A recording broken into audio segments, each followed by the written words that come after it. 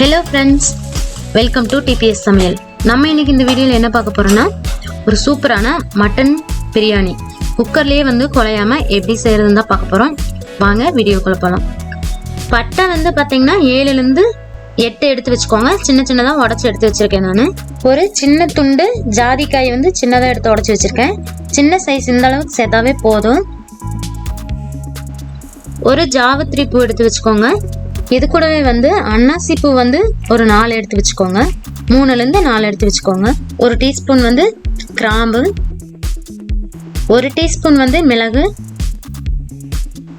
1 teaspoon அளவுக்கு சோம்பு, 1.5 table spoon அளவுக்கு கல்பாசி எடுத்து வச்சுக்கோங்க.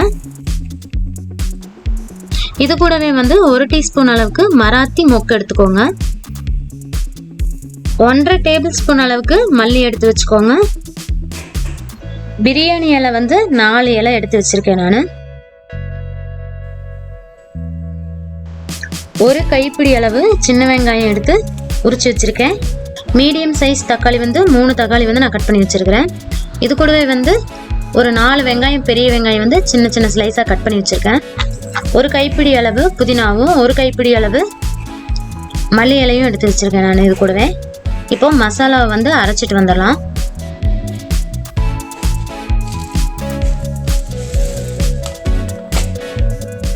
நம்ம எடுத்து வச்சிருந்த மசாலாவை மிக்ஸி ஜாருக்கு சேர்த்துட்டு நல்லா பவுடர் பண்ணி எடுத்துட்டு வந்துருங்க. இப்ப பாருங்க, பவுடர் பண்ணி எடுத்துட்டு வந்தாச்சு. பாருங்க, இது மாதிரி அரைச்சு எடுத்துக்கோங்க. அதுக்கப்புறமா இதே மிக்ஸி ஜார்ல ஒரு கைப்பிடி அளவு சின்ன வெங்காயம் எடுத்து வச்சிருந்தோம் இல்லையா, அதையும் சேர்த்துட்டு நல்லா பேஸ்டா அரைச்சு எடுத்துட்டு வந்துருங்க. இப்போ மசாலாவும் ரெடி ஆயிடுச்சு. சின்ன வெங்காயத்தையும் பேஸ்டா அரைச்சி எடுத்துட்டு வந்தாச்சு. நான் இன்னைக்கு 1 கிலோ மட்டன் எடுத்திருக்கேன். 1 கிலோ அளவுக்கு சீரகசம்பா அரிசி எடுத்து வச்சிருக்கேன்.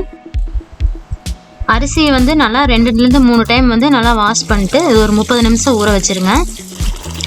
அவ்வளோதான் ஃப்ரெண்ட்ஸ், இனி நம்ம பிரியாணி ரெடி பண்ணிடலாம். இப்போ இது மாதிரி குக்கர் எடுத்துக்கோங்க. அதில் 3 டேபிள் ஸ்பூன் அளவுக்கு நெய் சேர்த்துக்கோங்க. நெய் சேர்த்ததுக்கு அப்புறமா இது கூடவே ஒரு 50 ml எண்ணெய் சேர்த்துக்கோங்க. சேர்த்துட்டு ஒரு சின்ன துண்டு பட்டை, 3 ஏலக்காய், ஒரு பிரிஞ்சி இலை இதெல்லாம் சேர்த்துட்டு நல்லா கலந்து விட்டுருங்க. அதுக்கப்புறமா ஸ்லைஸ் பண்ணி வச்சுருந்த வெங்காயத்தை இதில் சேர்த்துருங்க. சேர்த்துட்டு நல்லா வதக்கிக்கோங்க. நீங்கள் நல்லா காரமாக சாப்பிட்ற மாதிரி இருந்தால் இது கூட 2 பச்சை மிளகாய் சேர்த்துக்கோங்க. காரம் கம்மியாக வேணும்னா பச்சை மிளகாய் சேர்த்த வேண்டாம். இப்போ இதுலேயே 1.5 டேபிள் ஸ்பூன் அளவுக்கு இஞ்சி பூண்டு விழுது சேர்த்துக்கோங்க. சேர்த்துட்டு நல்லா வதக்கி விட்டுருங்க. இஞ்சி பூண்டு விழுது நல்லா வதங்கினதுக்கு அப்புறமா அதில் 1/2 டீஸ்பூன் அளவுக்கு மஞ்சள் சேர்த்துக்கோங்க. கூடவே 2 டேபிள் ஸ்பூன் அளவுக்கு மிளகாய் தூள் சேர்த்துக்கோங்க. சேர்த்துட்டு ஒரு வாட்டி நல்லா மிக்ஸ் பண்ணி விட்டுருங்க. அதுக்கப்புறமா நம்ம கட் பண்ணி வச்சிருந்த தக்காளி எல்லாத்தையும் இதில் சேர்த்துடலாம். சேர்த்துட்டு நல்லா வதக்கி விட்டுருங்க. தக்காளி நம்ம சேர்த்துக்கிற எண்ணெய் கூட நல்லா வெந்து வரணும். வெந்து வந்ததுக்கப்புறமா நம்ம அரைச்சி வச்சிருந்த மசாலாவை இது கூட சேர்த்துடலாம். மசாலாவை சேர்த்ததுக்கப்புறமா அடுப்பை லோ ஃப்ளேமில் வச்சுட்டு நல்லா வதக்கி எடுத்துக்கோங்க. பாருங்கள், இது மாதிரி இப்போ நல்லா வதங்கிருச்சு. இப்போ நம்ம மட்டன் இது கூட சேர்த்துடலாம்.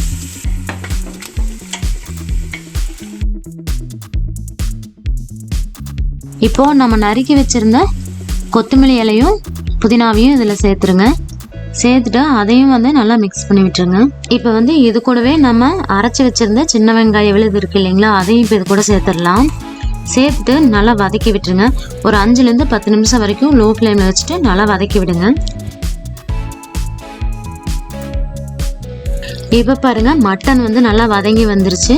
இப்போ இது கூட 1 கப் அளவுக்கு தண்ணி சேர்த்துட்டு, தண்ணி சேர்த்ததுக்கு அப்புறமா தேவையான அளவு உப்பு சேர்த்துக்கோங்க. உங்களோட டேஸ்ட்டுக்கு ஏற்ற மாதிரி சேர்த்துக்கோங்க. லிட்டு போட்டு க்ளோஸ் பண்ணிட்டு ஒரு 2 விசில் விட்டு எடுத்துக்கோங்க. இப்போ பாருங்க, 2 விசில் வந்துருச்சு. குக்கர் ஓப்பன் பண்ணி பார்க்கலாம். பாருங்க, மட்டன் எவ்வளோ சூப்பராக வெந்து வந்திருக்குன்னு. இப்போ இதில் நம்ம எடுத்து வச்சிருந்த அரிசி இது கூட சேர்த்துடலாம். நான் 4 கப் அளவுக்கு சீரகசம்பா அரிசி எடுத்து வச்சிருக்கேன். இது 1 கிலோ அளவு. சேர்த்துட்டு ஒரு தடவை நல்லா கலந்து விட்டுருங்க. 4 கப் அரிசிக்கு 4.5 டம்ளர் தண்ணி சேர்த்துக்கோங்க. நம்ம ஆல்ரெடி மட்டனில் 1 கப் அளவு தண்ணி சேர்த்துருக்கோம். அதனால் அரிசி சேர்த்ததுக்கப்புறமா 4.5 கப் தண்ணி கரெக்டாக இருக்கும். கொஞ்சமாக மல்லி இலை, அதுக்கப்புறமா கொஞ்சமாக புதினா இலை போட்டுட்டு அதுக்கு மேலே கொஞ்சம் ஒரு டேபிள் ஸ்பூன் அளவுக்கு நெய் சேர்த்துக்கோங்க. சேர்த்துட்டு இப்போது இதை லிட்டை போட்டு க்ளோஸ் பண்ணிவிட்டு 1லேருந்து 2 விசில் வரைக்கும் விட்டு எடுத்துக்கோங்க. அதுக்கப்புறமா ஓப்பன் பண்ணி பார்க்கலாம். இப்போது 2 விசில் விட்டு எடுத்தாச்சு. இப்போ நம்ம குக்கரை ஓப்பன் பண்ணி பார்த்துடலாம். பாருங்கள், பிரியாணி வந்து எவ்வளோ சூப்பராக ரெடியாக இருக்குன்னு பாருங்கள். கண்டிப்பாக இந்த மாதிரி வீட்டில் ட்ரை பண்ணி பார்த்துட்டு எப்படி இருக்குன்னு கமெண்ட் பண்ணுங்கள், ஷேர் பண்ணுங்கள், மறக்காமல் சப்ஸ்கிரைப் பண்ணுங்கள்.